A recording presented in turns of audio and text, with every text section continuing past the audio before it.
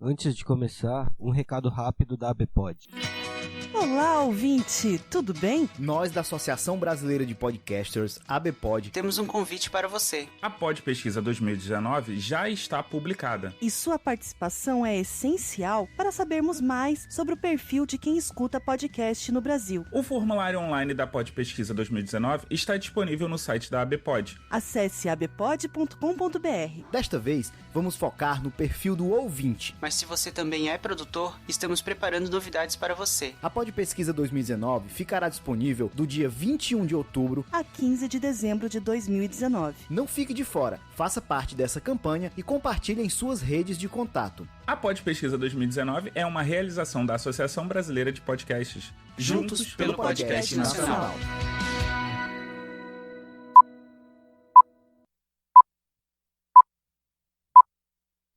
Está no ar mais um episódio do Arq 2P, o seu canal de resumo semanal das principais notícias de arquitetura.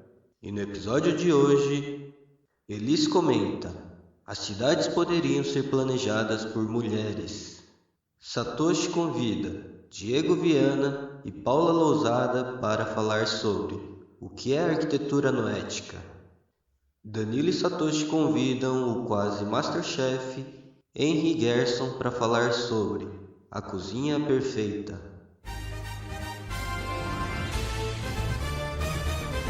Olá, pessoal do Arq 2P, aqui quem fala é Elis, e eu hoje estou fazendo essa participação especial, não sei se eu posso chamar assim.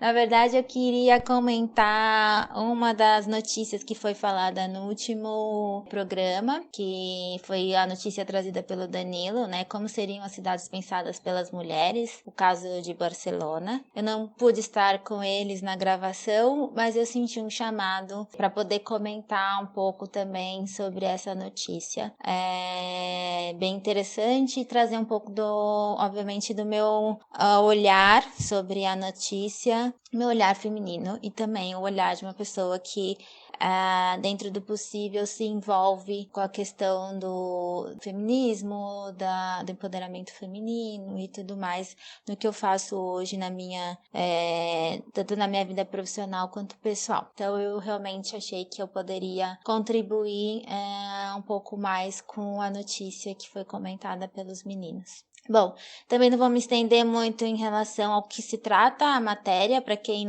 a notícia, para quem não ouviu ainda, então volta lá e escuta o episódio em questão. Mas é uma notícia do portal do ArcDaily, baseado numa reportagem da BBC, em que pega como exemplo a cidade de Barcelona, que hoje é uma mulher a prefeita da cidade, mas não só isso, também existe um movimento de mulheres, principalmente arquitetas, trabalhando essa questão do pensar a cidade arquitetonicamente e urbanisticamente, com o olhar, não só para as mulheres, mas com o olhar das mulheres, que tem aí uma grande diferença. Eu acho que eu queria começar por aí. Eu acho que obviamente, não pode dizer que não existe uma certa tentativa mais recente, obviamente,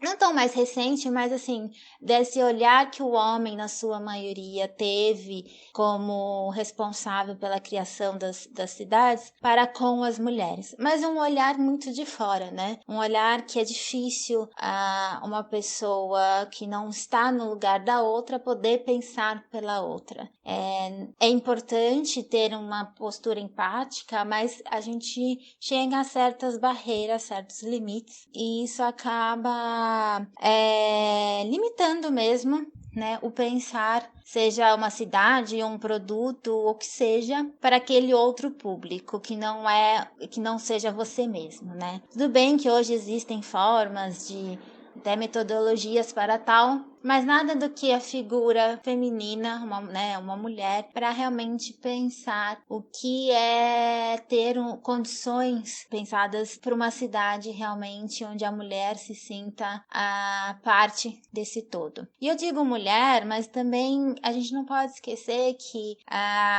outros players, como por exemplo deficientes físicos, crianças, dentre muitos outros, que também não fazem parte da criação das cidades, mas os quais são fundamentais as suas perspectivas para que a gente tenha aí, então, uma cidade muito mais diversificada e, consequentemente, mais aceita por todos, onde todos possam ali habitar de forma que seja segura, agradável e tudo mais. Bom, então quando a gente pensa, né, que a cidade, quando a gente fala, na verdade, que a cidade ela é pensada pelas mulheres, a gente tem que lembrar uma questão importante, justamente essa que eu acabei de comentar, da acessibilidade à diversidade, né? Então quando a gente fala de feminismo, por exemplo, a gente não está falando apenas num olhar egóico para a mulher, nós estamos pensando aí sim de uma forma mais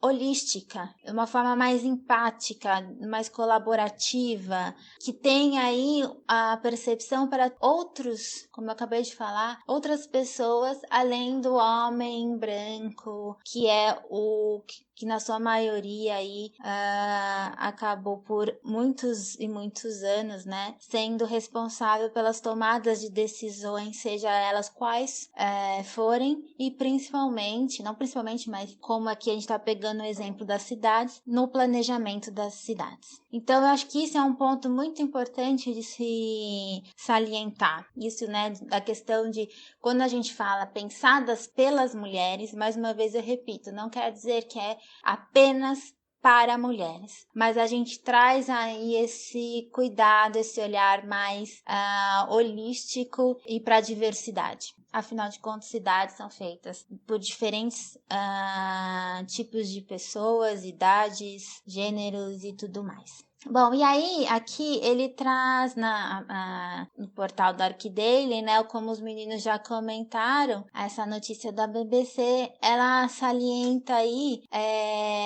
6 pontos que foram discutidos na notícia. Bom, o primeiro deles que é falado é o banheiro, né? O banheiro realmente, como é bem explicada no vídeo, que tem o vídeo da própria BBC, fala da necessidade de espaço, né? Então, para as mulheres, elas necessitam de mais espaço e, consequentemente, elas vão muito mais, nós vamos muito mais ao banheiro. Então, essa coisa de pensar o espaço, o metro quadrado mesmo, uma vez que, em muitos casos, os homens conseguem, na maioria das vezes, usarem o banheiro de pé, né, ao contrário das mulheres. Então, essa ideia de como é pensado os banheiros e também nas suas quantidades, uma vez que sim, as mulheres vão mais por diferentes motivos do corpo mesmo, né, de questões fisiológicas. Então, isso é um ponto que é trazido na notícia, e acho que os meninos comentaram ali justamente a mesma coisa, não querendo ser redundante. Bom, o ponto 2, que eles chamam de jogo limpo, é um pouco daquilo que eu comentei inicialmente, quando eles falam de redefinir as necessidades em que todos se sentem iguais. Então, justamente isso. Uma vez que a gente tem diversidade de olhares na hora de planejar, então numa equipe, por exemplo, de um projeto arquitetônico, de um projeto de um plano diretor, então, enfim, pensando na cidade, uma vez que a gente tem equipes diversificadas, com diferentes olhares, a gente consegue ser mais assertivo de que forma esse parque, as ruas, as quadras, o edifício, ele vai atender a maior número de pessoas, de novo, sejam elas de diferentes classes sociais, de diferentes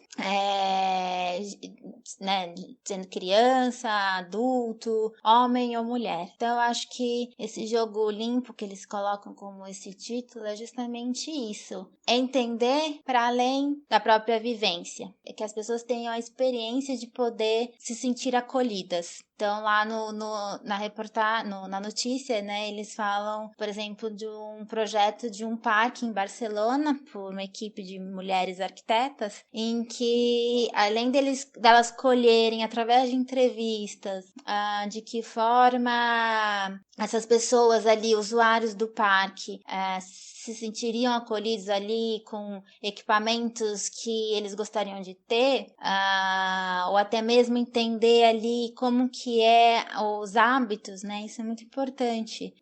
De novo, a figura feminina, né? A mulher, ela tem um conhecimento, por exemplo, de como estar cuidando do filho. Não que o homem não possa também ter, uma coisa não anula a outra, na verdade elas se somam. Então é mais um ponto de vista para esse exemplo que eu estou trazendo de, por exemplo, levar a criança ao parque e como se sentir segura ali, deixando o filho brincar e tudo mais. Então esse é o tópico 2 que eles trazem na notícia. O 3 é o jeito que ela se move, né?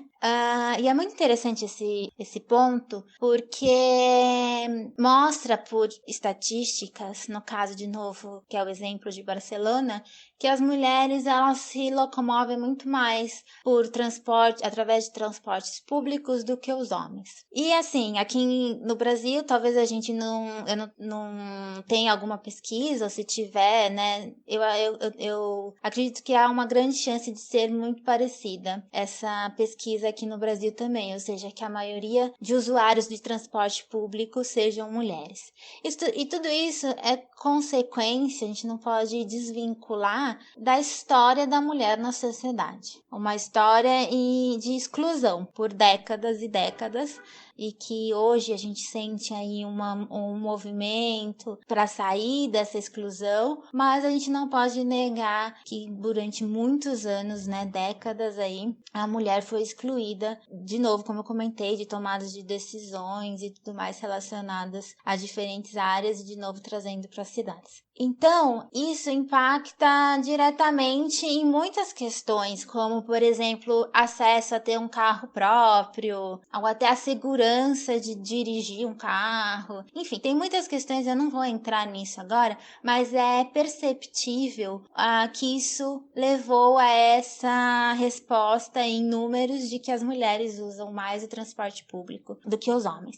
Então, portanto, esse olhar mais atento, pensando em cidades, para os transportes públicos. E é interessante lembrar novamente o quanto é bom para todos esse olhar atencioso para com os transportes públicos, para que eles sejam acessíveis, de qualidade, em quantidade suficiente para as pessoas, em que ele atenda realmente as demandas, os trajetos. Então, de novo, pensando para além das mulheres, isso vai trazer benefícios para todos. E aí, consequentemente, o tópico 4, que é elimine o carro, aqui a notícia traz muito a respeito de um projeto, de uma iniciativa em Barcelona, né, que é a Superblock, que é pensar a subtração de áreas para carros, que são, segundo a notícia, áreas que são em muita quantidade, para então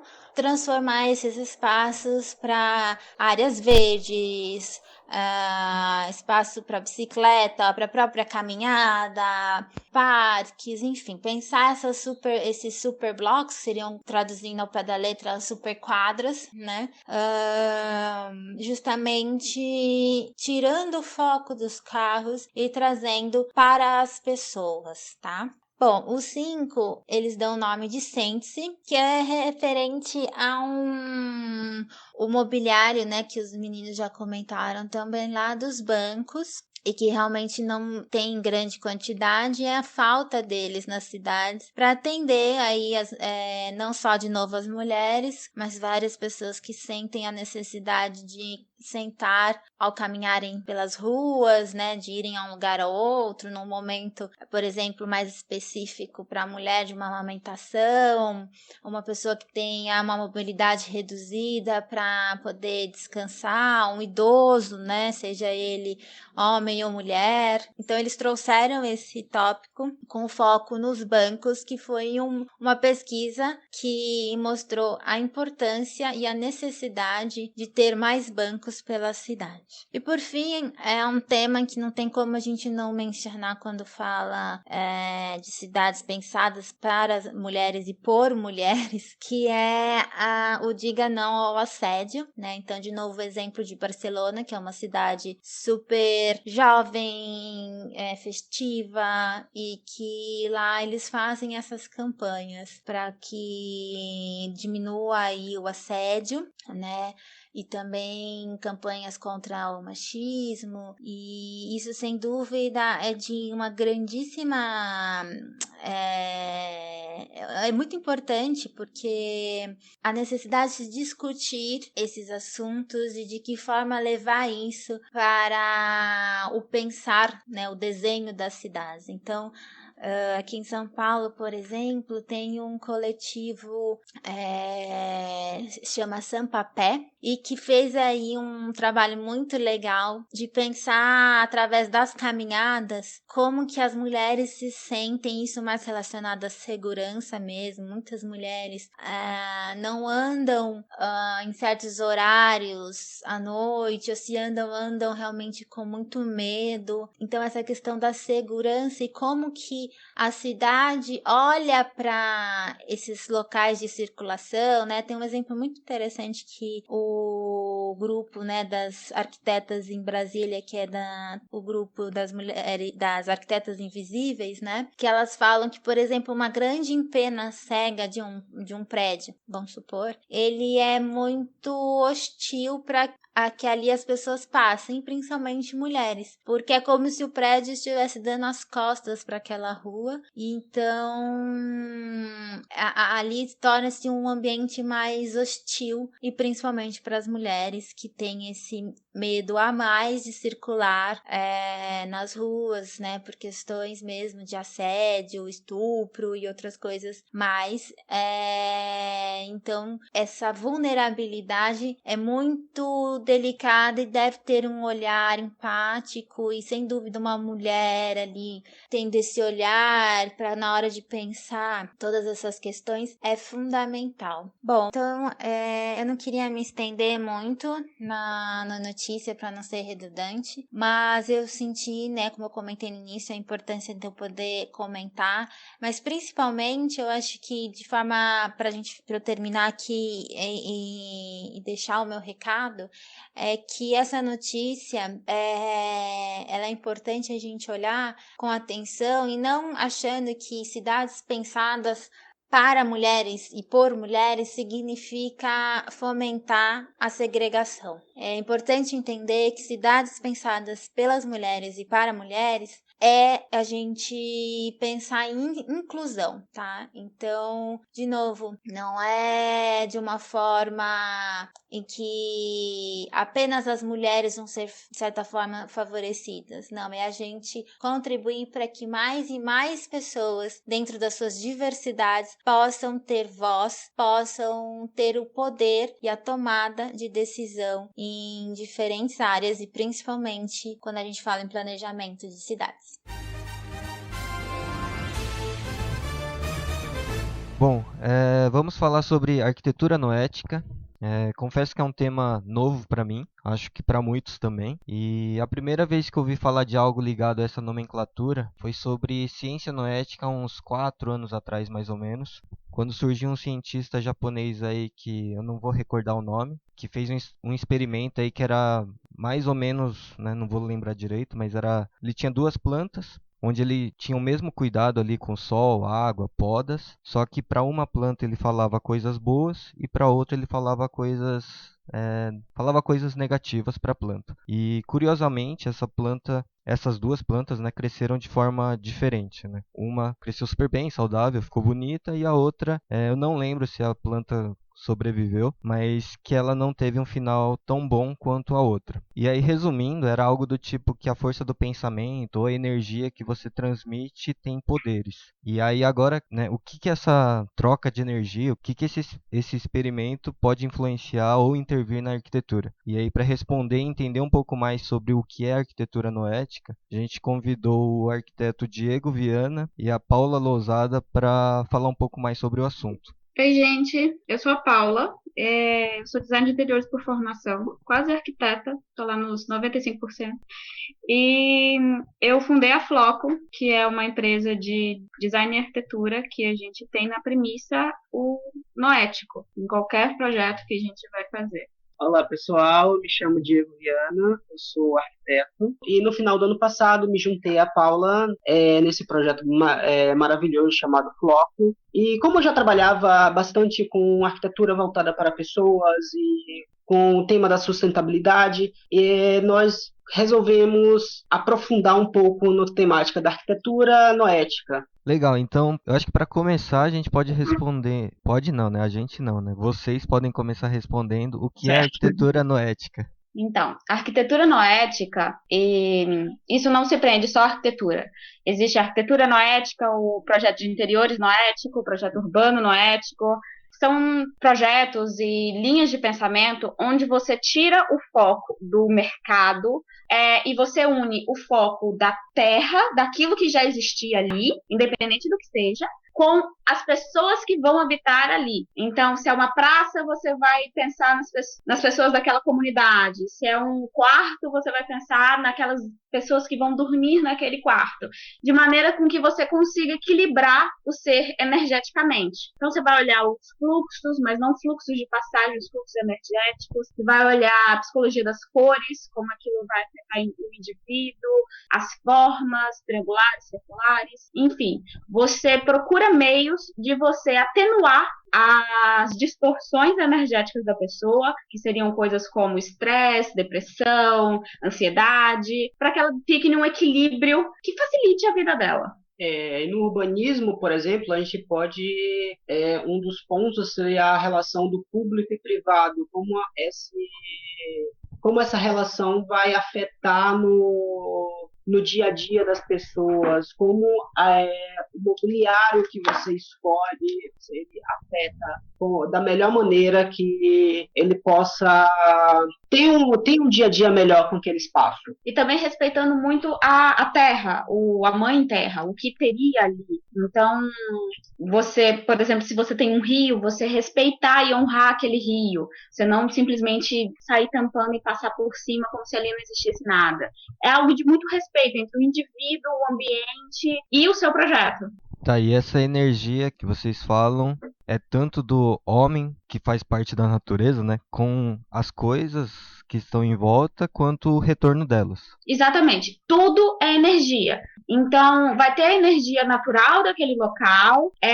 Se já foi um edifício ou uma casa que já foi habitado por outras pessoas, também vai ter energia daquela pessoa, vai ter a energia de quem projetou, vai ter energia dos componentes que você agregou no projeto, de quem fez aqueles componentes. Então, todas as etapas têm energia da natureza e da pessoa. Acho que estou começando a entender.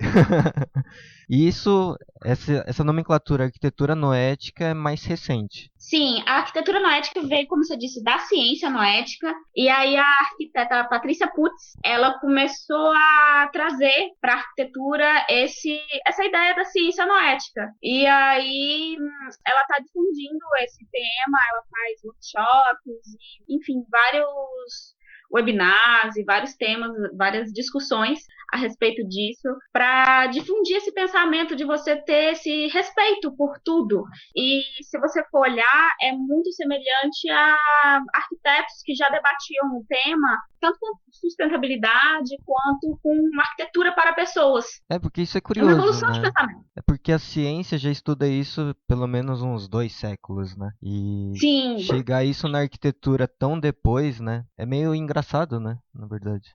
Eu particularmente acho um pouco bizarro, porque como que você vai projetar algo que são pessoas que vão estar usando e você não vai cogitar o impacto que vai ter naquelas pessoas ao nível mais profundo. Por exemplo, como a gente costuma fazer uma brincadeira aqui, que a maioria dos projetos de interiores aqui em Salvador, praticamente todos são iguais, todos usam os mesmos materiais.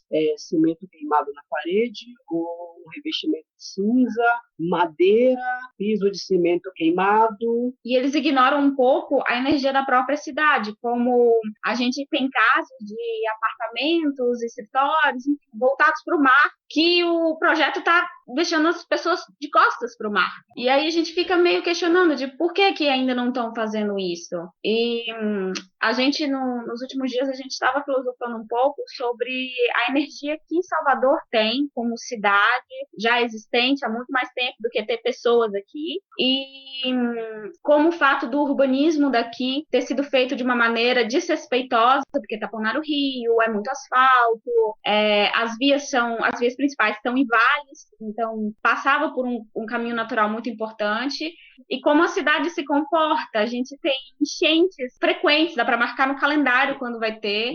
Outro ponto é que a avenida principal que passa pela orla, ela ficou muito colada eles se aproximaram demais do mar. Então, talvez isso seja algo que deve ser levado em consideração nessa problemática. E aí a gente entende que uma vez que você faz um projeto que não respeita principalmente a energia natural daquele lugar, a natureza vai vir derrubar. Então, um exemplo fora daqui seria a avenida do Rio de Janeiro, que passa por cima do mar, colada na montanha, e de tempos em tempos ela é derrubada. Então a gente acredita que, além das questões técnicas, você tem que olhar também e respeitar muito o que já existia ali. Porque se você não respeitar, não honrar aquela energia que já existia, uma hora ela vai se manifestar e vai te tirar dali. Se você não for respeitoso com ela, se você não honrar ela, então ela vai te expulsar dali da maneira que ela der. No caso do mar, ele vai vir com uma onda, com uma ressaca e vai jogar sua avenida fora. Entendi.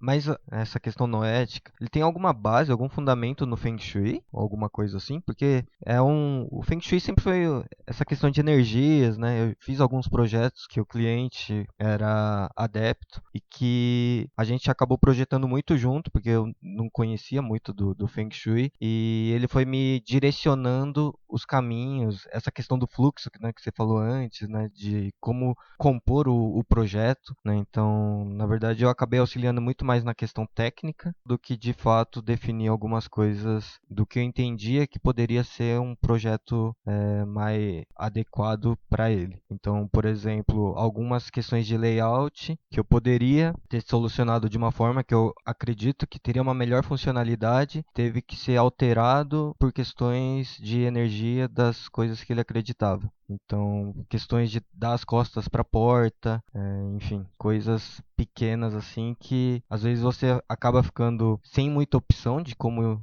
resolver a disposição do espaço, porque senão não tem como essa energia fluir de uma forma boa, sabe? Enfim, e como é uma coisa mais quase que milenar, né, essa tradição, o que a noética tem de referência disso, sabe? Então, varia muito de acordo com o profissional, se ele vai usar tudo do Feng Shui ou não. Mas as questões de, por exemplo, da porta, a gente utiliza. E a gente traz isso para a nossa vida também. Porque o ponto da porta e o do colocar móveis acima da sua cabeça, na sua cama, ou prateleiras, ou coisas assim, você parte do princípio primordial do ser humano. Então, quando você, lá no tempo das cavernas, se você ficava de costas para uma abertura, podia vir um inimigo te matar. Então, você tem essa coisa no seu ser, na sua natureza essencial, de que você vai estar em possível perigo.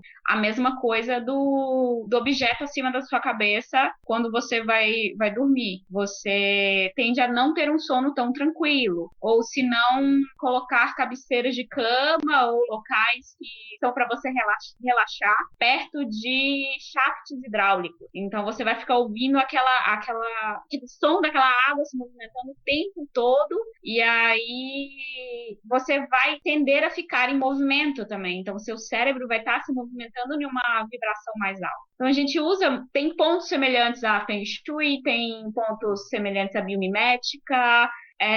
Tem várias ciências que vai variando de acordo com o profissional, o que ele vai trazer para o seu projeto ou não. E é algo muito de você se conhecer como pessoa, como profissional, e também você conhecer o seu cliente. Então, às vezes, a gente tem casos de que a gente tem que utilizar de artifícios para você chegar no melhor resultado para aquele cliente, que às vezes o que seria o ideal para ele ainda não está preparado como ser para atingir aquilo. Então você faz o meio do caminho. Até que ponto vocês acham que a crença de uma pessoa em relação a isso pode afetar ele de alguma forma, sabe? Não sei se eu consegui explicar a pergunta, mas, por exemplo, se eu não conhecesse essa questão dessas energias e não acreditasse, né? Que nem colocar a cabeceira da cama numa aprumada da parede com shaft.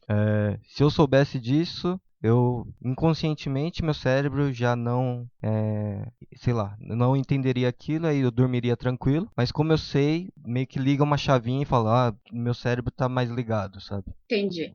Esses pontos costumam ser intrínsecos do nosso ser mesmo. Como são comportamentos primordiais do ser humano, a gente costuma já trazer isso na gente de maneira inconsciente. E à medida que a gente vai ficando mais consciente do nosso ser, do que a gente vai percebendo que tal ponto ou outro poderia melhorar. E aí, dependendo do cliente, da pessoa, a gente tem que saber dosar isso, porque às vezes ele não vai ter essa crença, ele não vai estar nesse estágio avançado, mas aí a gente pode dar, por exemplo, olha, analisa em tal lugar, como você se sente ali. Me diz os seus sentimentos, o que está passando. E com isso, ele pode tanto chegar a uma consciência maior do ser dele, como ele pode simplesmente, não é para mim e ponto. Se não é para ele naquele momento, a gente tem que respeitar também a evolução dele. Mas a questão da porta, inclusive, é muito interessante, porque eu já conheço o Diego já tem uns 3 anos, e ele sempre teve essa coisa da porta, mesmo antes de ele saber o que era noético. Eu sempre tive essa parada da porta, por exemplo, minha cama sempre foi voltada para eu estar olhando para a porta. Quando eu estava no meu antigo escritório, eu não ficava de costas para a porta, mas eu ficava de lado para a porta. Então, de certa maneira, eu ficar de lado para a porta me incomodava um pouco, tanto um pouco menos do que ficar virado de costas para a porta. Então, eu sempre prezo sentir, se eu ficar de costas para a porta, eu tenho esse medo.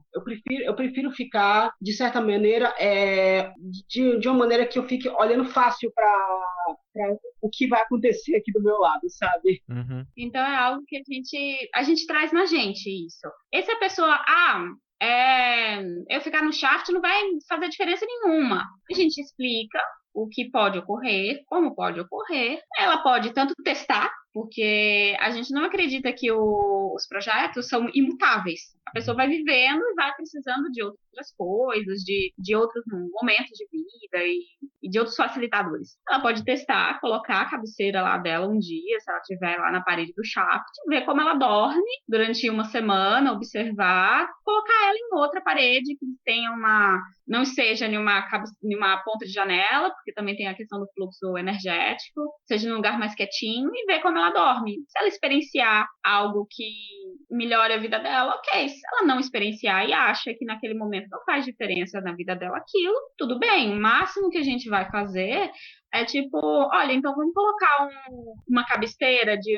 por exemplo, uma madeira maciça, que aí você tem um pouco do bloqueio da energia da água. E aí cabe ao cliente ver o que faz sentido para ele naquele momento. A gente não... Tirando a questão do cinza, a gente não obriga ninguém a seguir ou não seguir. Geralmente, quem chega até a gente já tem um pouco mais de um alinhamento, ou de pelo menos uma abertura para ouvir o que a gente está fazendo. Até porque a gente aplica isso na nossa vida também. Então, é algo que, às vezes, a gente fala, olha, eu já fiz isso, me aconteceu tal coisa. Então, recomendo você não fazer, porque pode ocorrer a mesma coisa com você. E o cinza que vocês tanto falam é pela questão dele não passar nenhuma energia, isso? Exatamente. O cinza é uma cor da inércia. Então, ele não tem... O espectro de cor dele é apagado. Então, qualquer cor, quando passa dos 75% de diminuição da saturação dela, ela vai perdendo a energia natural dela. E o cinza, ele não existe um cinza que tem menos do que 75%.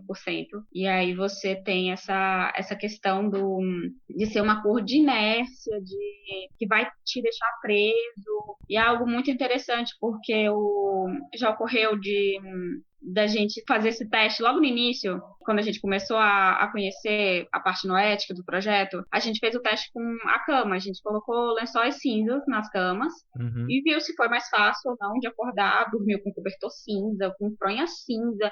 A gente fez a cama inteira ser um mundo de cinza, pra ver se era mais fácil, mais difícil, como a gente dormia, como a gente se sentia. E depois foi para um branco, porque o branco você tem o espectro de todas as cores, né? Sim. Pra ver como era a relação. E é algo que é bizarro. Diego tem uma experiência maior com isso, que ele já dormiu no quarto preto, trabalhou no escritório preto e depois trabalhou em 2 escritórios cinzas. E a sensação por exemplo, no espaço preto, era tipo que eu não conseguia sentir praticamente nada naquele espaço, sabe? Quando eu saía dele, era uma outra atmosfera, completamente diferente. E no espaço cinza, como eu sou bem calmo, eu fiquei apático. Eu não conseguia ter vontade de fazer nada naquele espaço. Minha produtividade caiu assim bruscamente lá para baixo. E olha que eu gosto de trabalhar bastante, eu sou muito workaholic. E quando nesse espaço cinza, eu ficava parado. Eu não conseguia trabalhar. E aí a questão do preto e do branco, o preto, quando você veste uma roupa preta, quando você está num ambiente preto, você está guardando a sua energia para si. Então, às vezes é necessário você está num dia que você tem consciência que você está num dia ruim, então que você pode extravasar a todo momento se for uma pessoa mais explosiva, ou que você pode, num dia que a gente faz uma brincadeira que é um dia do casulinho, e você quer ficar só ali com você mesmo, então às vezes é necessário uma peça preta porque você quer ficar só com a sua energia. Mas se você fica exposto àquela tonalidade muito tempo, ocorre isso que o Diego estava falando. Você não consegue experienciar as outras, porque você está o tempo todo na sua própria energia e apenas na sua. Você não está entrando em contato com a energia de outras pessoas e tudo mais. E o branco, você está totalmente aberto a todas as energias. Aí, claro, tem as vantagens, porque se algo ou alguém gerar uma energia boa, você vai receber aquela energia boa quase que de imediato, mas também se gerar uma energia ruim, você também vai receber ela. Então é algo não só da cor em si, mas também de como você vai receber ela. De como você vai estar consciente o suficiente de, se você receber uma energia negativa, uma energia de inércia, de olha, essa energia não é minha, eu não vou receber ela, eu vou ficar apenas com a minha energia do momento. E no ambiente da casa, você pode potencializar isso demais. Então, se você coloca uma cor que você vai se manter o tempo todo na sua energia, ou que vai gerar uma energia de inércia, você pode chegar a momentos de, por exemplo, se sua sala é cinza, toda cinza, você chega num ponto que você não quer mais sair dali, você quer só ficar ali apático, jogado no sofá, sem fazer nada o tempo todo. E do preto acontecer isso que o Diego estava falando, de você... Chega uma hora que você se basta e assim, tipo, tô de saco cheio de mim agora, não quero mais só eu. E o preto gera essa questão. Meio que o preto, por experiência própria, o preto te atrai a entrar naquele espaço, é como se fosse um buraco negro, né? Ele te atrai para dentro daquele espaço e não faz você querer sair mais dali. Você só quer ficar ali com a sua própria energia quietinha. Então você tem que saber dosar esses pontos e tomar cuidado com alguns tons também, de acordo com como você é. Eu sou uma pessoa muito agitada.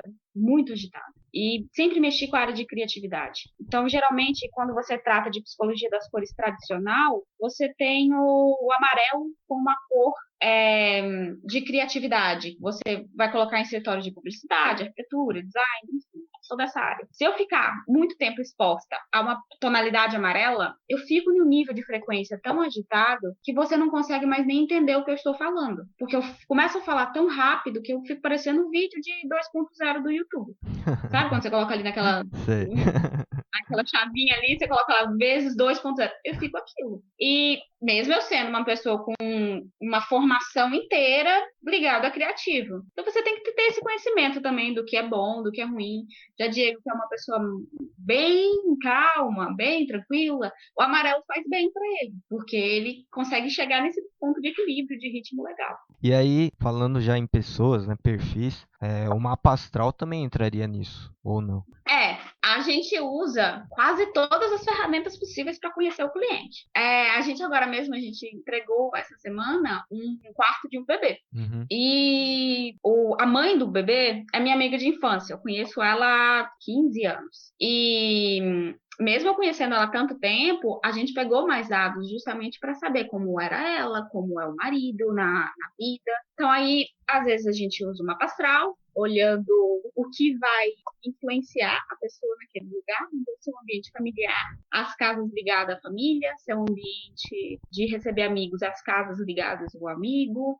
Tem vezes que a gente faz um questionário mais complexo, tem vezes que a gente não faz um mapa astral, porque a gente sabe que a recepção da pessoa, se a gente tocar no nome mapa astral, vai ser, gente, esse pessoal é cucu, não sabe o que estão fazendo, são loucos e não vou contratar eles.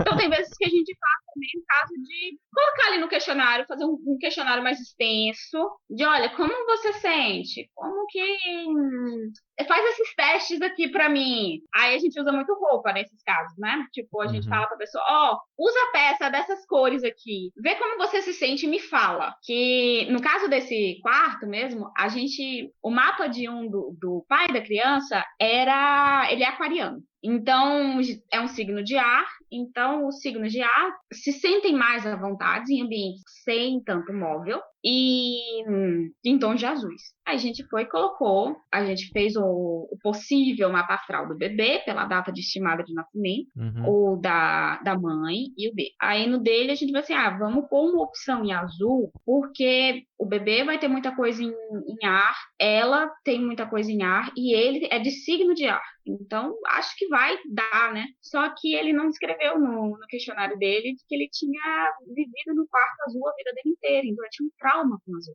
Porque o azul ligava ele diretamente à infância dele. Você vê que mesmo com o signo dele tendo algo puxando para isso, ele tinha algo que bloqueava esse tom de cor, né? Então... Aí a gente vai, respeita, recua e usa outra opção. No caso deles, acabou ficando tonalidades de verde, de coral, tem um coral mais terroso, e tons de madeira. Mas é algo que vai muito além só do mapa. A gente usa o mapa, o quanto a gente conhece a pessoa, o feeling que a gente teve com a pessoa, como complementação, mas não necessariamente só ele. Entendi. E já para meio que finalizando essa nossa conversa, muitas das coisas não são comprovadas cientificamente, né? Tem muita coisa que tem estudo, algumas foram provadas, outras não. E entendi um pouco melhor o Reiki também, e que não é uma ciência comprovada. Vocês acham que isso tende a num futuro próximo ou não, né? Talvez mais distante, que as pessoas tenham uma consciência maior dessa questão de energia do homem com a Terra? Eu acredito que sim, porque você já tem você tem um ascender da população em perceber que tem alguma coisa de errado, que não é possível ser normal você passar 2 horas no trânsito todo dia, num carro com ar-condicionado, e você se sentir só mais estressado, mais cansado. Não é possível que isso vai ser a sua vida inteira, e é isso que tem, e pronto, aceite.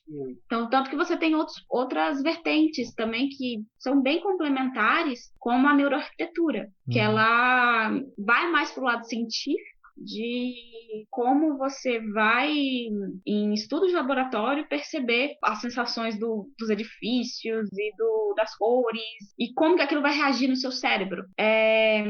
Então, eu acredito que sim, que com o tempo isso, e espero de verdade que isso aconteça, as pessoas vão perceber que a gente não precisa fazer as coisas de maneira tão extrativista e começar a fazer algo de maneira mais respeitosa.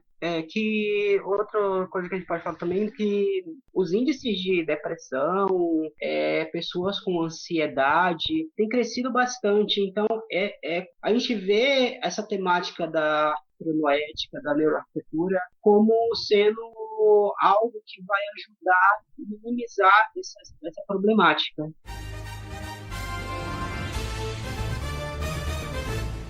Acho que todo arquiteto já passou por isso, de ter um cliente que te procura para falar, quero minha cozinha perfeita, né? Quero a cozinha dos meus sonhos. E a gente sempre acaba buscando algumas referências, né? Pelo menos eu não sou nenhum chefe de cozinha, então eu acabo pegando muitas coisas que já existem, troca de experiências, também pegando algumas referências de projetos que já fiz, que deu certo, que não deu, e aí meio que eu vou evoluindo dessa forma. Então, para entender um pouco melhor esse mundo da cozinha, a gente convidou o Henry Gerson para compartilhar um pouco sua experiência com a gente. Então, Henry, se apresenta aí, fala qual que é a sua experiência na cozinha. Primeiro, obrigado aí pelo convite. Meu nome é Henry, eu tenho 28 anos, eu não sou um chefe de cozinha, eu sou um cozinheiro amador. Meu hobby, eu adoro cozinhar, tenho uma página no Instagram que eu faço receitas e conto um pouco pra galera o que eu faço na cozinha. E, cara, passo muito tempo da minha rotina na cozinha, adoro estar dentro da cozinha cozinhando e sofro por não ter uma cozinha bem planejada, então acho que eu sou uma prova viva de como a cozinha bem planejada e bem pensada faz diferença no dia a dia. E aí, para falar sobre esse assunto, a gente pegou uma matéria do Homepedia que fala justamente sobre a importância de ter uma cozinha planejada. Ela é uma matéria um pouco mais focada para o arquiteto, nas coisas que ele deve pensar, mas a gente chamou o Henry aqui justamente para verificar se realmente o arquiteto está se preocupando com as coisas certas. E acho que, como a maioria dos nossos projetos, a gente tem que, não tem uma regra, a gente tem que sempre pensar no cliente e em quão funcional vai ser aquele espaço. Então acho legal alguém que faz bastante isso. Sei lá, exemplo que a gente tem na arquitetura, que falam que na cozinha você tem que ter aquele triângulo de proximidade, que é a geladeira, o fogão, o forno, o fogão e a pia. Então esse triângulo tem que estar próximo para a questão de praticidade. Beleza, então vamos ver se realmente funcionalmente, com um quase Masterchef conversando com a gente, se esses pontos realmente são verdade e se eles realmente são pensados da forma certa, né? Então, nessa matéria, o título dela é Cozinha Planejada, o que você precisa saber antes de montar a sua. E aí eles acabam falando sobre o cotidiano, sobre o que deve ser pensado na hora de montar a sua cozinha, e eles acabam colocando alguns tópicos. Eu acho que a gente pode ir falando sobre cada um dos tópicos e aí comentando sobre eles e acrescentando. Pode ser? Claro. Então, a primeira coisa que eles falam, o primeiro item é armários e gavetas, né? Então, a principal questão é se sabe que nesses lugares de imóveis planejados se tem uma questão meio padrão, né? Gavetas é uma coluna de gavetas, aí depois armários é o máximo que der, tem que lotar de armário. Então, o quanto isso já não é meio que feito de forma automática, às vezes por esses espaços de imóveis planejados, e às vezes a gente como arquiteto acaba sendo levado para esse fluxo. E o quanto realmente se precisa disso, qual que é o mais importante, armário, gaveta, depende do que você gosta de fazer, depende do quanto você está na cozinha. Acho que o Henry pode falar para a gente essa questão de organização e de praticidade, né? Não, assim, eu sempre pensei que quanto mais armário fosse, era melhor. Eu achava que colocar uma cozinha cheia de armários é maravilhosa, porque você guardava tudo e ficava tudo bonitinho, escondidinho dentro dos armários. Eu acho que depende muito do seu dia a dia, é o que você estava falando. Quando eu me mudei para o apartamento que eu moro hoje, por exemplo, ele já estava planejado e ele tem armários abertos, nem todos têm porta. E eu percebi que isso para mim, por exemplo, é muito difícil, porque tem que deixar ele super organizado, porque ele fica à mostra. Então, pra mim, por exemplo, seria melhor que tivesse armários fechados. Ao mesmo tempo, os armários que eu tenho aqui não cabem todas as coisas que eu uso. Então, meus eletrodomésticos maiores, por exemplo, eles ficam em cima da bancada da cozinha, porque eu não tenho onde guardar. Eu tenho uma panela de pressão que fica lá em cima, tipo o maleiro da cozinha, sabe? Fica jogada lá em cima junto com o meu estoque de cerveja. Sei lá.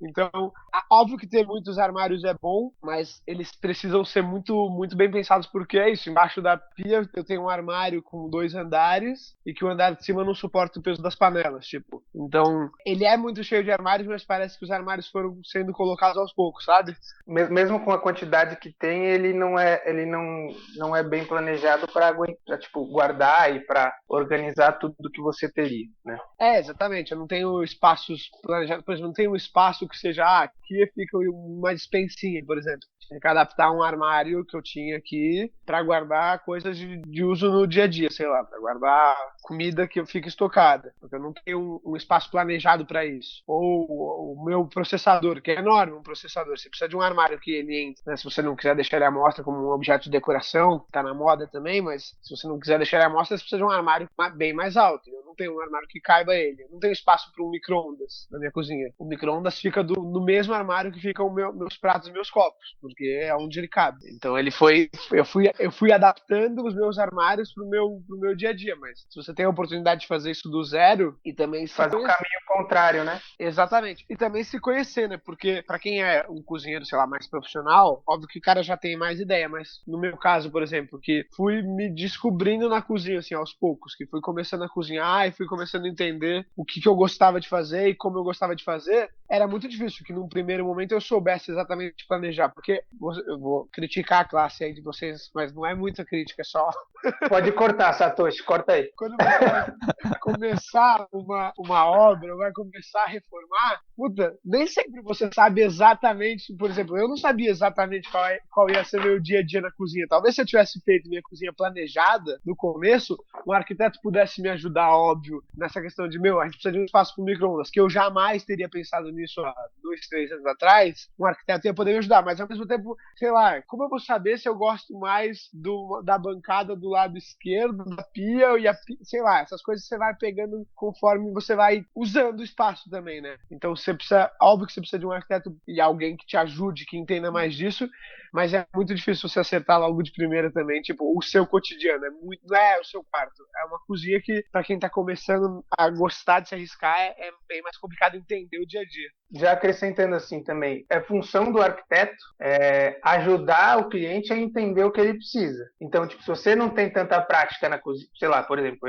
se eu por acaso fosse projetar a sua cozinha do seu apartamento que agora você vai planejar, né, que não tá pronto já. Se eu falo, cara, como que é o seu dia a dia na cozinha, o que você precisa? Você precisa de espaço para eletrodoméstico, para eletroportátil, o que você precisa? Fala, putz, cara, eu não sei direito, eu usei de algumas coisas que não funcionaram, então eu não sei como melhorar. E aí, mesmo que você fale, cara, eu não sei, eu acho que faz parte do arquiteto também e pesquisar junto com o cliente. Levar ele numa loja e falar para ele, pô, desse jeito é confortável para você, sabe? Então, o arquiteto eu acho que não tem que se contentar com essa primeira resposta do cliente. Eu acho que tanto pro bom quanto pro ruim. Quando o cliente fala, não, é isso que eu quero, tá, peraí, vamos ver se é isso mesmo que você quer. Porque às vezes o cliente ele fala de um jeito, mas ele não tá conseguindo expressar aquilo que ele tá falando, sabe? Então, eu acho que o arquiteto sempre tem que continuar pesquisando, continuar investigando se tudo que o cliente está passando pra gente é a informação real que depois, na hora de estar concretizado o projeto, a reforma, é realmente aquilo que ele precisa, né? Então,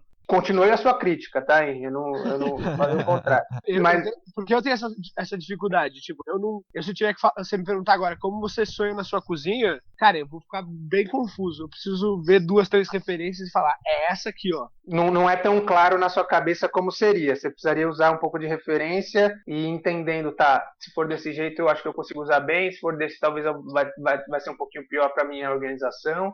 Você ia precisar de umas referências e para conseguir dar a resposta com mais certeza. Exatamente, porque eu acho que quando eu olho, porque eu vejo bastante foto, não sei o que, eu falo, pô, essa cozinha não funcionaria pra mim por isso.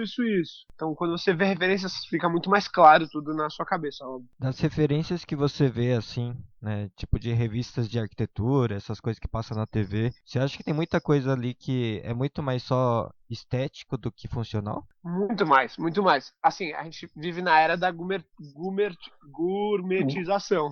E tudo é muito gourmetizado. Então, tipo, a cozinha, ela virou um espaço que em muitos apartamentos ela já é aberta com a sala. Então, muitas vezes ela é muito mais estética do que dia a dia de cozinha mesmo, né? Então, as pessoas começaram a se preocupar muito mais com isso, porque agora é moda você chamar os amigos na sua casa e receber eles na cozinha. Então, você precisa de uma cozinha muito, muito esteticamente bonita também para o dia a dia. O que para mim, cara, é fenomenal. Eu acho incrível se eu tivesse uma cozinha que eu pudesse receber 8 amigos dentro da minha cozinha e cozinhando, tomando um vinho e fazendo um jantar, para mim ia ser um sonho de vida. Mas é óbvio que, tipo, tem coisas que não fazem sentido. Eu tava assistindo outro dia um programa na TV, o Dadá até tava comigo, a gente tava vendo.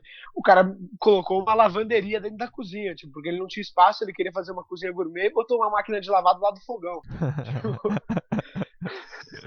Ficou bonita pra caramba, mas eu falei, pô, você vai apoiar o sabão em pó em cima do cooktop.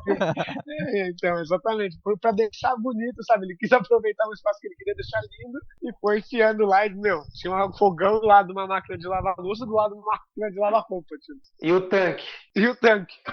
Que dividia espaço com a pia, tipo, era de um lado pia, do outro tanque, mas a torneira era a mesma, tipo, só. Então é isso. Bom que você falou, Satoshi.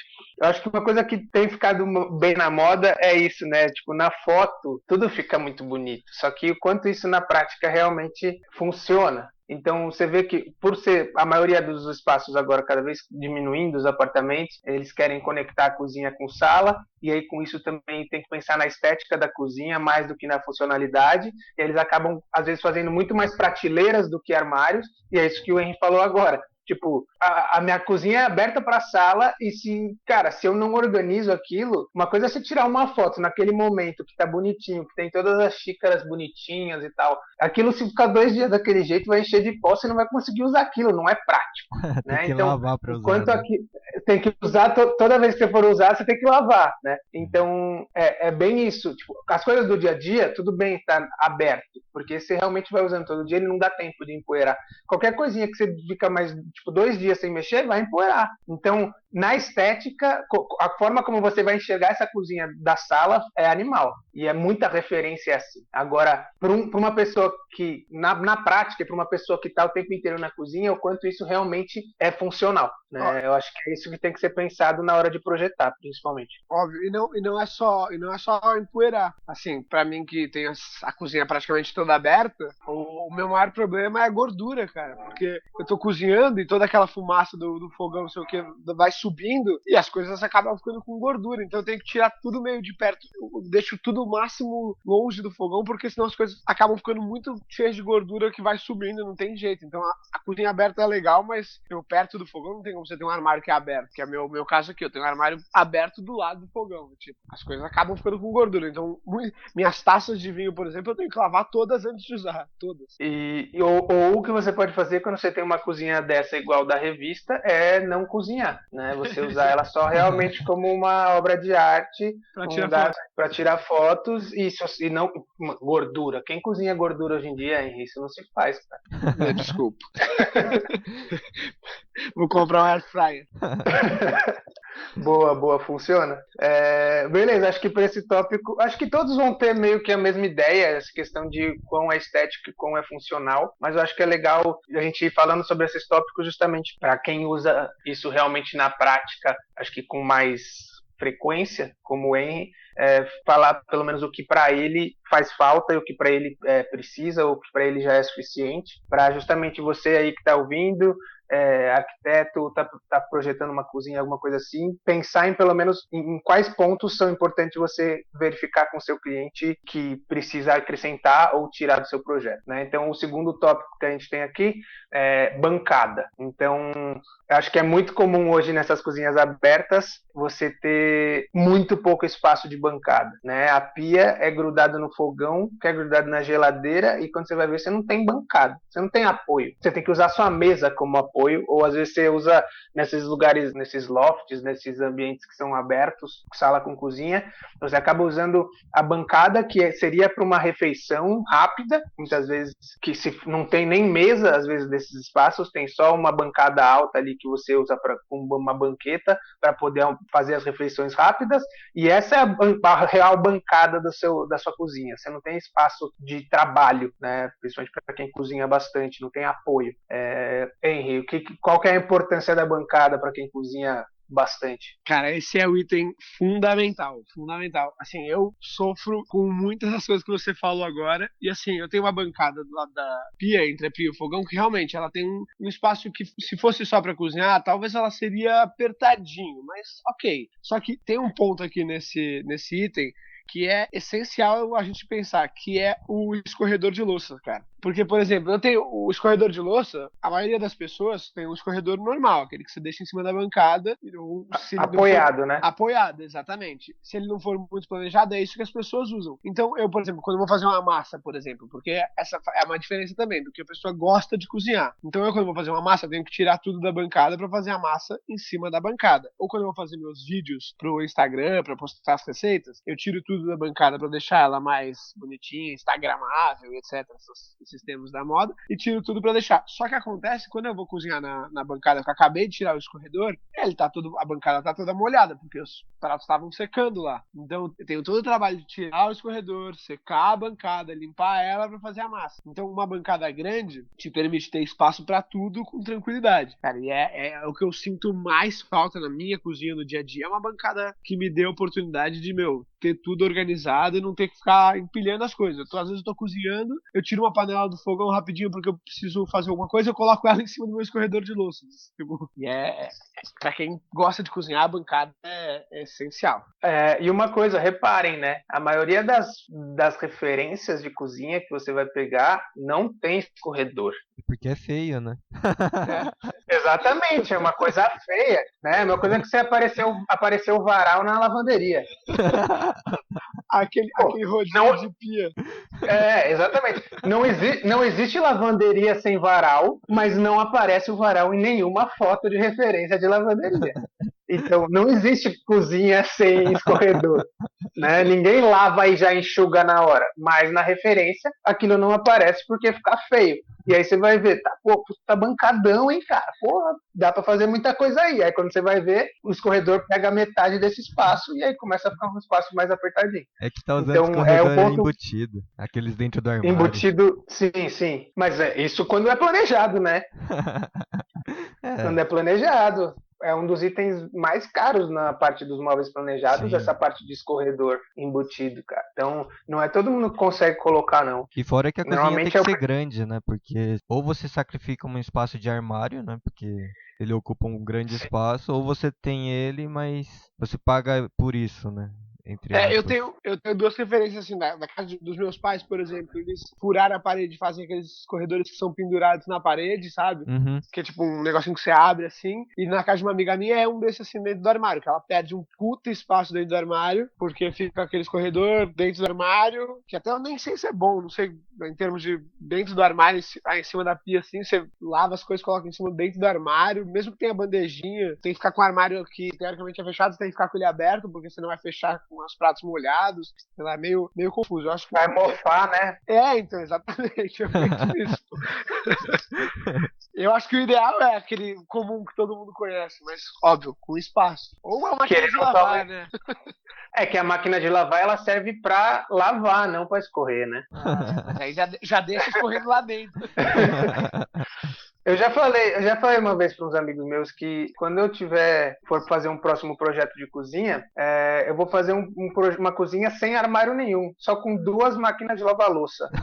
Então você lava em uma, quando você usa outra de armário até encher, aí você lava aquela, então acabou, você não precisa de armário nenhum. A máquina de lavar louça, as 2 já são armário, você passa de uma para outra o tempo inteiro. Pô, pensa, pessoal, abre a cabeça. De espaço. Sensacional, parabéns. Você achando que tá faltando espaço aí, Henrique? Mete 2 lava-louça aí que já era. Vou ter que tirar as panelas de casa. Não, mas tem máquina hoje que lava a panela, pô. Isso é boa. É bom, é bom. Vamos pro próximo? Vamos. Próximo tópico, a gente já falou um pouquinho antes, mas tópico 3, espaço para os eletrodomésticos.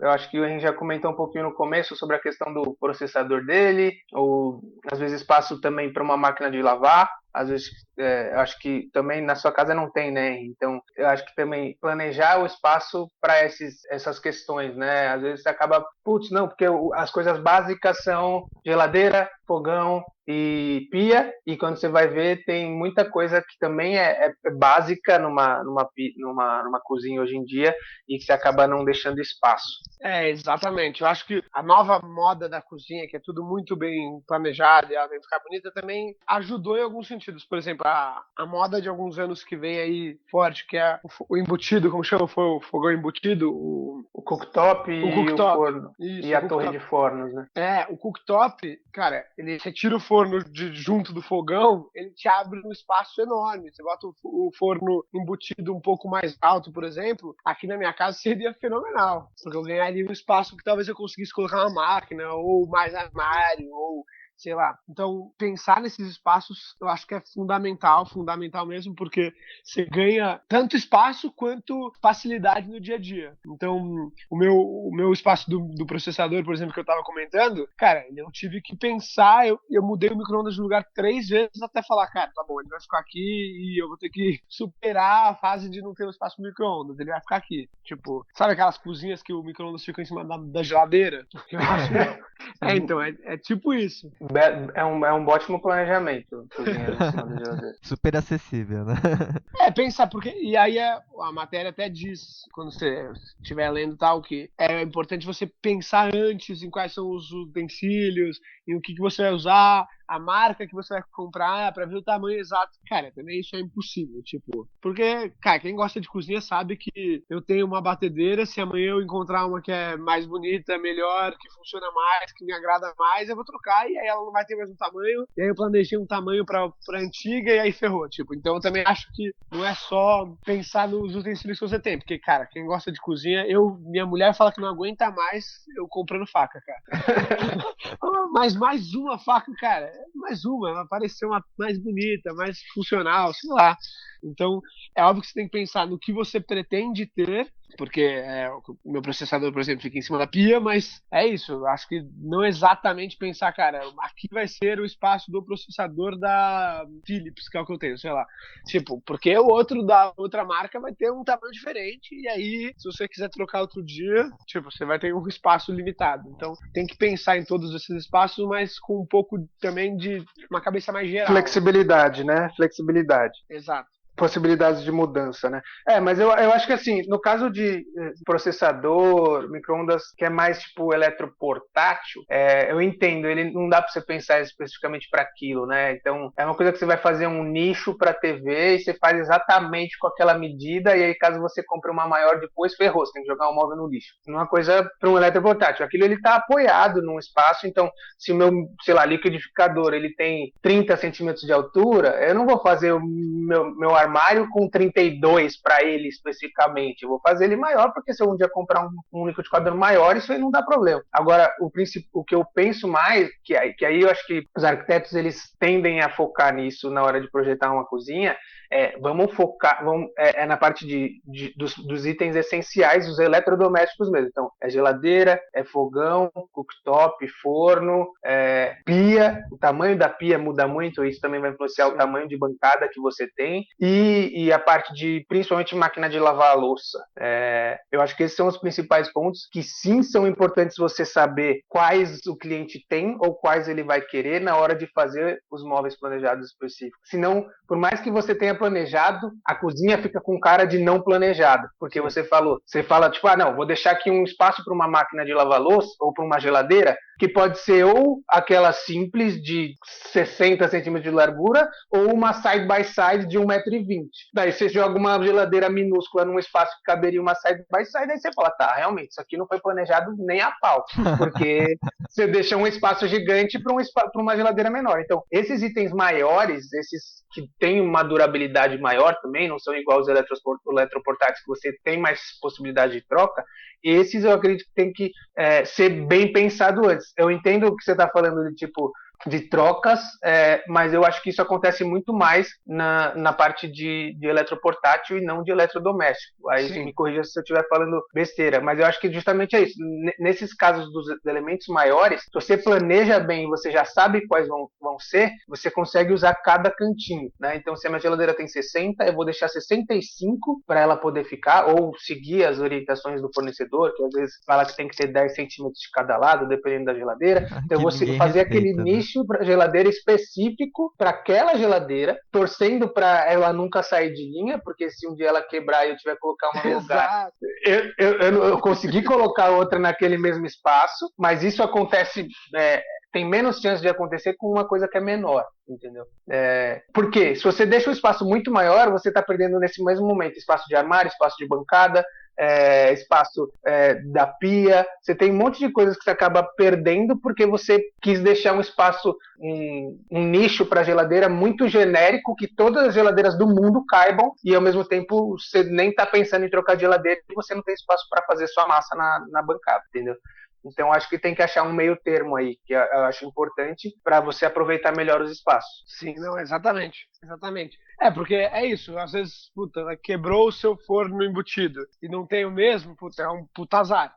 Você vai ter que pensar, porque o forno embutido ele é pensado exatamente o tamanho exato do embutido. Se ele tiver que trocar ele, mas é isso, é muito mais difícil você trocar o seu forno do que seu processador, claro. Mas eu acho que também tem a questão da padronização do mercado de litragem, né? Acho que isso também ajuda um pouquinho na hora de trocar, né? Então, sei lá, que tem um forno... A capacidade, né? Então tem um forno que tava lá que quebrou em 5 anos, sei lá. Aí você sabe que não vai encontrar o mesmo no mercado porque já saiu de linha, mas tem outro que é do mesmo tamanho, sabe? Sim. Isso as marcas, os fornecedores estão começando a perceber, né? É meio que recente isso, né, Satoshi? Eu mesmo tive um problema com minha máquina de lavar louça aqui em casa, que era isso, ela era embutida e aí quebrou, não tinha mais o que fazer, eu fiquei tentando, conserta a máquina, porque se eu não consertar essa máquina e eu tiver que comprar uma nova, ferrou, não vai ter espaço. Eu ia consertando a mesma máquina para não precisar me preocupar com isso, até que o momento falou, tá, não existe mais peça para essa máquina, acabou, ela tá velha, vamos comprar uma nova, beleza, tive que destruir o nicho que a outra ficava, porque nem tinha mais da mesma capacidade dela. Olha só. Então, mas é porque ela realmente ela é muito antiga, tá? Entendi. Mas assim, hoje o pessoal já tem, né, um noção, pensamento, né? Tem essa noção de que eu sei que meus eletrodomésticos não duram mais igual antigamente, que durava 25 anos, uma máquina de lavar roupa, hoje a máquina dura 5 e olhe lá. Então, que pelo menos eu faça em medidas padrões para que o cara consiga trocar mais para frente, não precisar reformar toda a cozinha para isso. Beleza, próximo tópico, puxadores. Eu acho que quem é leigo, às vezes, nem entende o que é puxador direito. O que muda nos puxadores? Eu acho que isso é muito mais questão de ergonomia, né? Acho que a gente, como arquiteto, sabe como a ergonomia influencia o uso e a funcionalidade dos espaços. Eu não sei nem o que é ergonomia. Tá, ergonomia é quando as coisas são pensadas pelo conforto do seu movimento, né? Então, tipo, uma cadeira de escritório, aquelas super fodonas da IMES, sei lá, o Herman Miller, elas têm uma ergonomia, elas são pensadas exatamente para a posição que sua lombar vai ficar encostada no encosto da cadeira, para que você fique confortável e você tenha o mínimo de prejuízo na sua saúde, sem dor nas costas no final do dia, sabe? São as cadeiras ergométricas. Ergonômicas. Na verdade, a ergonomia não está diretamente ligada a conforto. Ergonomia tenta fazer a sua postura ser a forma correta, né? E às vezes, sei lá, às vezes você anda meio curvado, uma cadeira que tenha um ângulo perfeito ali de ergonomia não vai ser o mais confortável para você. Então, a ergonomia também serve para corrigir postura, né? Para fazer o movimento correto, né? Não Sim. necessariamente é o mais confortável. Na parte de puxadores, eu acho que tem a ver com isso também. Às vezes tem um puxador super bonito. Acho que eu vi recentemente, às vezes, o puxador que é de concha, que tá voltando à moda, que era um puxador super antigo, e nem sempre ele é prático na hora do dia a dia, de uma coisa que você tem que abrir, fechar rápida, ou aqueles puxadorzinhos que são só um pininho, que quando você tá com a mão molhada, lavando a louça, você não consegue abrir, porque o bagulho não escorrega. Eu acho que é mais para isso, a parte dos puxadores, e aí, obviamente, a questão estética, né? Hoje em dia, estão voltando um pouco para esses puxadores mais pesados, mais esses tipo a concha, para tentar lembrar uma coisa mais antiga, mas há pouco tempo se tentava esconder o máximo possível os puxadores, então normalmente usava aqueles puxadores. Se tem usado bastante os puxadores de cava, que é justamente isso, é só olhando no armário você só vê uma linha, aí quando você vai ver por dentro ele tem um espaço certinho para encaixar a mão, você abrir e fechar. Ou usa bastante de toque também, né? De toque, exatamente. Você dá um totozinho, ele abre, você dá um totozinho, ele fecha. Só que também isso tem uma durabilidade bem menor, né, do que os outros, né? E eu não sei o quanto isso para você, Henry, influencia no dia a dia ali na hora de cozinhar. Você bate muito o dedo na hora de abrir o negócio? Ou você às vezes deixa o armário aberto porque você já cansou de ficar abrindo e fechando e o bagulho não é prático? Não sei. O que você acha que esses puxadores influenciam na funcionalidade mesmo do espaço? Você falando agora, vocês falando sobre puxadores e tal, eu tô refletindo o que eu faço no dia a dia, né? Os meus aqui, eles não têm puxador em nenhuma porta. Eles são todos de madeira, mas eles são aquelas que você coloca a mão mesmo e puxa. Ele tem só uma cavidade para você puxar. É uma cava metálica, né? Não, é um recorte na madeira, tipo. Ah, tá, cava mesmo. E aí eu só puxo, mas eu tô pensando agora quando eu cozinho, eu deixo todos os armários e gavetas abertos. Tipo, eu uso ele continua aberto. Por exemplo, o meu armário onde estão as comidas, cara, eu odeio ficar abrindo e fechando ele, odeio. Então eu abro e quando eu termino de cozinhar, eu fecho ele. E pode ser que me incomode realmente não ter um puxador no meu armário, mas eu nunca pensaria nisso antes de vocês comentarem todos os tipos de puxadores que existem. Talvez o meu sonho era ter esse de toque, sempre foi. Mas talvez eu seria tão incômodo quanto os que eu tenho hoje, porque eu deixaria aberto, provavelmente. Então, Henry, aí agora que eu tô falando, você reclamou muito de que você tinha armários abertos e que isso fazia com que quando você cozinhasse a gordura fosse para ele, só que quando você cozinha você deixa o armário aberto, então a gaveta aberta, ou seja, a gordura tá entrando na gaveta.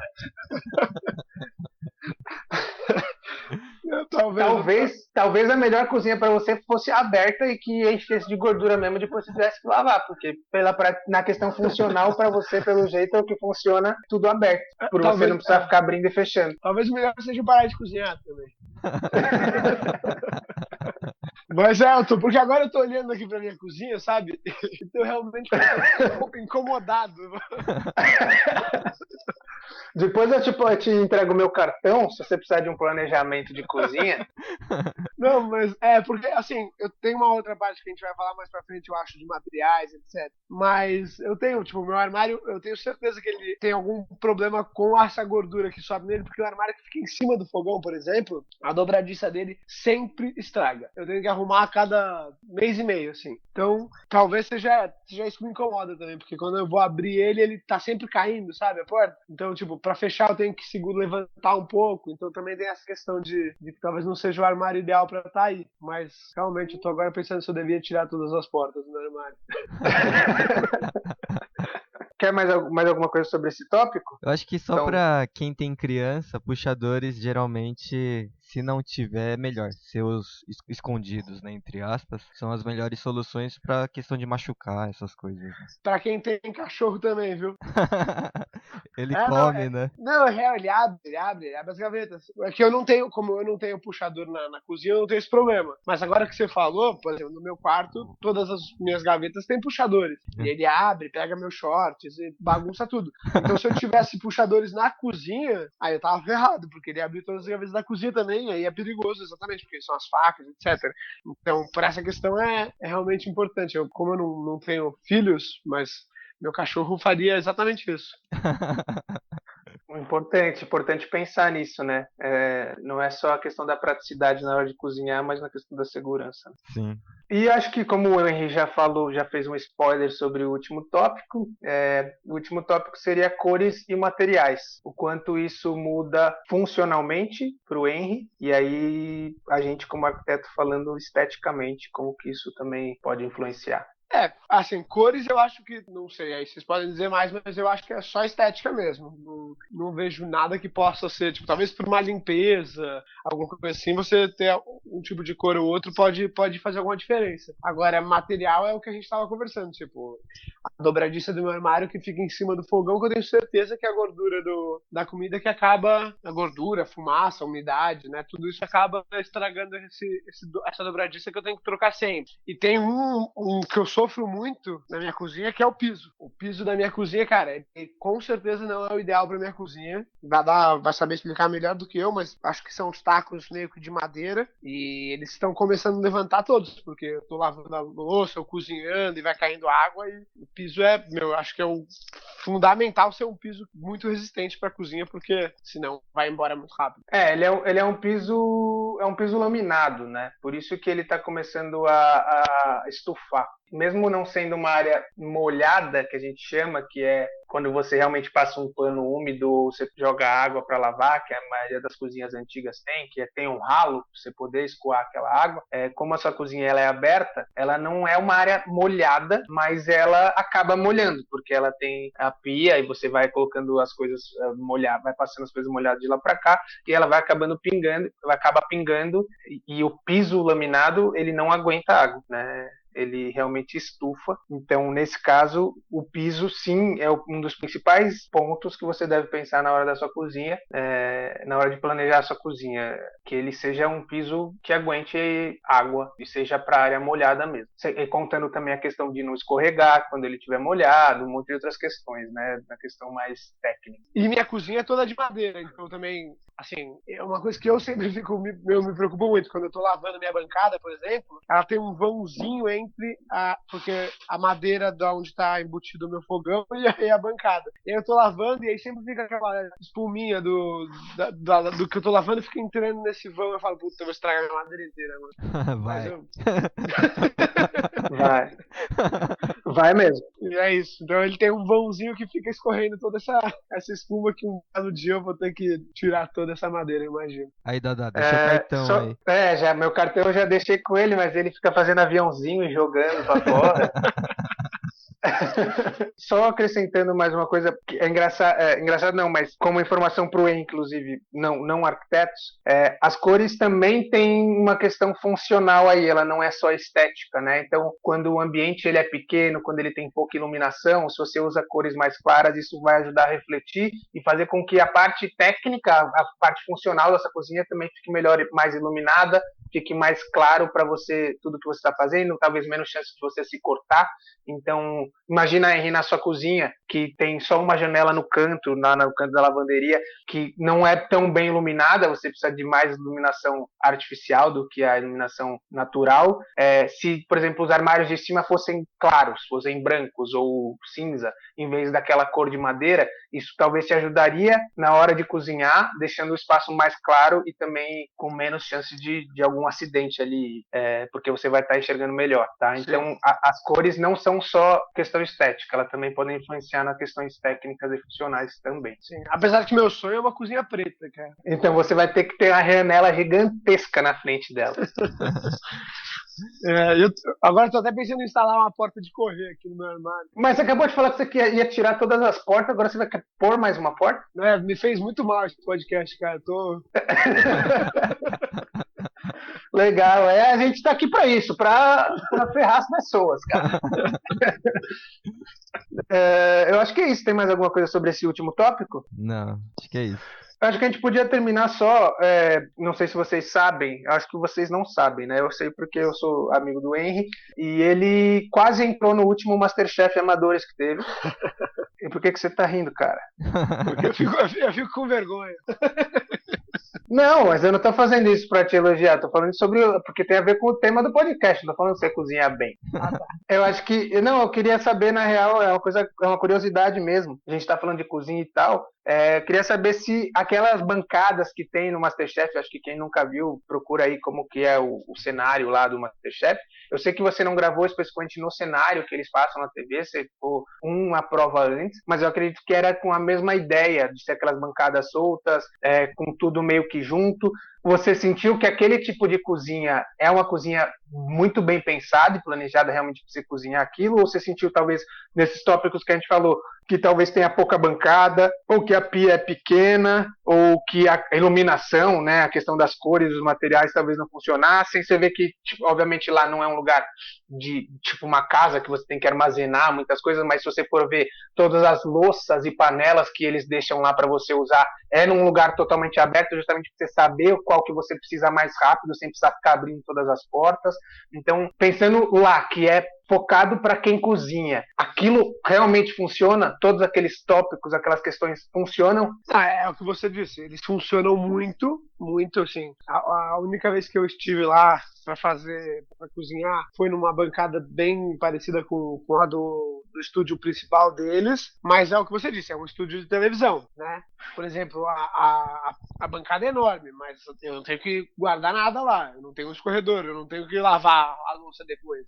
O forno e o fogão são ótimos, eles estão lá embutidos, mas é isso, eles são para eu fazer uma prova. Qualquer utensílio que eu precise não ficava na bancada, tem que buscar em outro lugar. Então, se os participantes do Masterchef usam todos os utensílios, estão na parte do fundo da cozinha. Então, quer dizer, é uma bancada ótima para cozinhar, o espaço é maravilhoso, o material é incrível, mas é óbvio que é tudo muito planejado para você usar um dia e não no dia a dia. A pia, por exemplo, por que eu não tenho nem que lavar? Eles até falaram, tipo, aquela pia lá, não tem, você vê eles quando eles estão montando, às vezes eles mostram na TV, eles empurram aquelas bancadas. Então, não é que tem encanamento chegando ali. Provavelmente aquilo é uma caixa de água finita, né? Então, não é uma pia que o cara vai usar de verdade muito. Então, tudo é um reality show, é um programa de televisão. Então, ela é ótima para usar ali em 1 hora, 2 horas, 3 horas, sei lá quanto tempo eles ficam na gravação. Mas imagino que se tivesse no dia a dia, tipo, é muito difícil. Pra mim, uma coisa que me incomoda muito é uma bancada que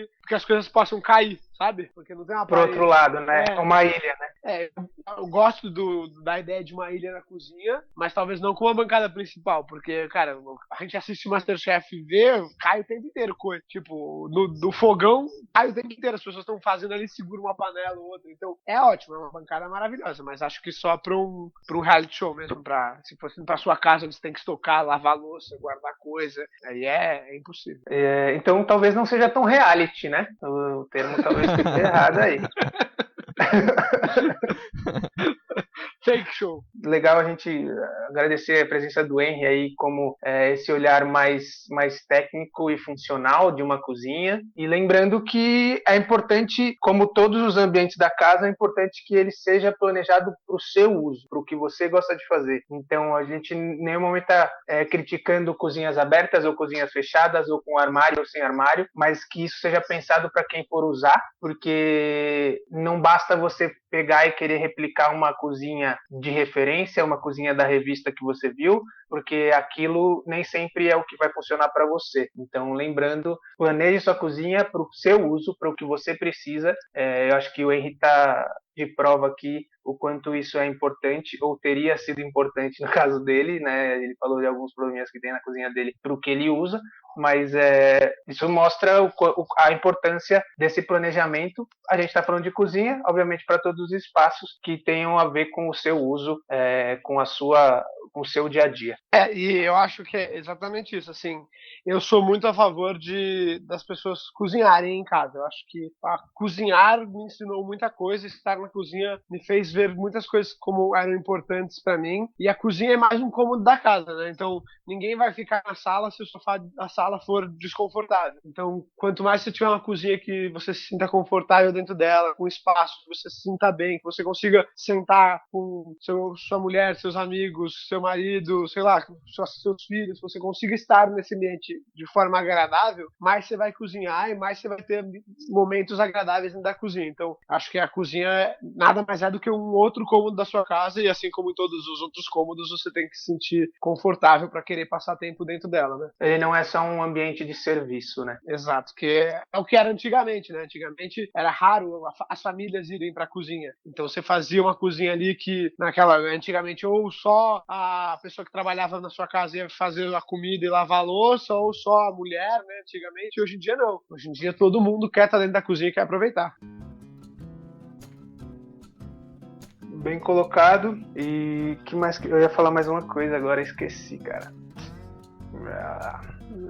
Não era importante, se eu esqueci, não era importante. Mas é isso, eu queria agradecer, Henry, pela conversa, foi muito boa, acho que deu pra gente tirar bastante dúvida de quem tá ouvindo aí, entender algumas coisas um pouco melhor na prática. E é isso, se despede aí, passa seus contatos, seu Instagram.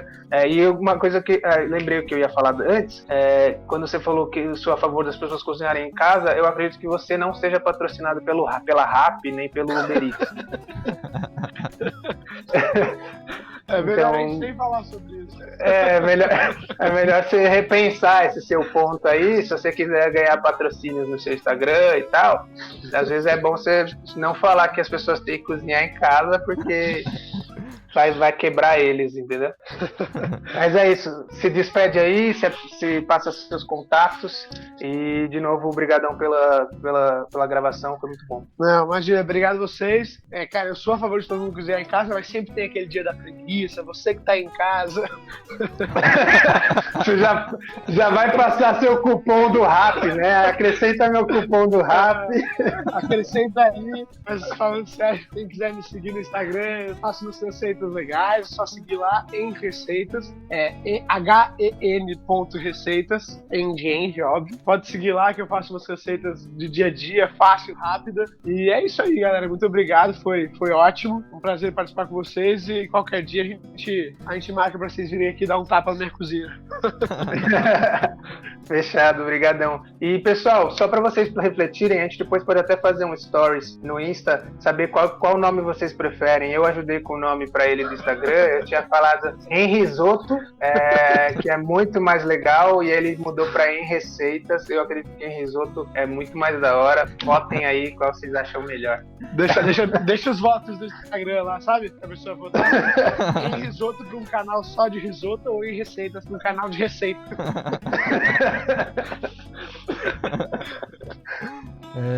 Queria agradecer então o Diego e a Paula por disponibilizar o tempo aí, né, para compartilhar com a gente um pouco sobre o que é arquitetura noética, e também aproveitar e deixar um convite aí. Ano que vem a gente está pensando já em alguns novos formatos do podcast, e acho que esse assunto seria um bastante interessante para a gente explorar ele um pouco mais. E é isso, eu queria agradecer vocês. Se vocês quiserem deixar contatos, fica à vontade. Obrigada pelo convite, foi um prazer explicar um pouquinho mais do que é arquitetura noética. Esse papo é apenas um pontinho, porque é um tema muito amplo, e eu queria convidar vocês para seguir a nossa rede social do escritório, que é Floco, FLOC, pontinho O. É um floquinho azul muito bonitinho no logo, então é fácil de achar. E também a vocês experienciarem a vida, principalmente arquitetos. Não vão só procurar arquitetos, designers, não vão só procurar referência de projeto em outros projetos. Vão viver, vão sair para um parque, ver um filme, porque às vezes as ideias de projeto estão em locais mais inusitados.